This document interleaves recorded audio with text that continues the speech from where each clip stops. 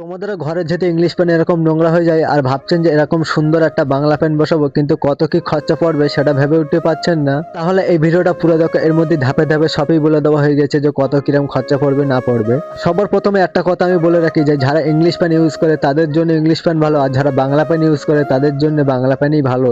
আর আমার মতে তো বলে যাদের 50 কিংবা 60 বছর বয়স হয়ে গেছে তাদের জন্য ইংলিশ প্যানটা বেস্ট। তো এসব কথা বাদ দেবো, এবার কাজের কথা আমরা আসি। তো এইটা যে দেখতে পাচ্ছ, এই যে প্যানের পাইপটা, এটার দাম আপনাদের পড়বে প্রায় 250 থেকে 300 টাকা। আর একটা তোমার বাংলা প্যান্ট কিনতে গেলে প্রায় পড়বে 500-600। এবার তোমার ইচ্ছা মতো তুমি যেটা পারো সেটা নিতে পারো। যদি ভাবো যে গিজার লাগাবো তাহলে গিজারের খরচাটা ওটা আপনাদের আলাদা করে পড়ে যাবে। সাথে একটা শুধু পাইপ লাগবে তোমার 4 ইঞ্চের, যত বড় আপনার জলের লাইনটা যাবে তত বড়ই। আর তোমার 25 থেকে 30টা ইট আর 3 বস্তা বালি, 1 বস্তা স্ট্যান্ড চিপ আর 1 বস্তা সিমেন্ট লাগবে। আর সিমেন্টটা তোমার মন মতো ইচ্ছা মতো দিতে পারো, যেটা তোমার ভালো লাগবে সেই সিমেন্টটা তুমি দেবে। আর মিস্ত্রি খরচা প্রায় 1400 টাকা মতো। তো সব মিলিয়ে প্রায় 3500 টাকা খরচা হবে। আর কেউ যদি কাজ করতে যাও তাহলে কমেন্ট করবেন অবশ্যই আমাকে।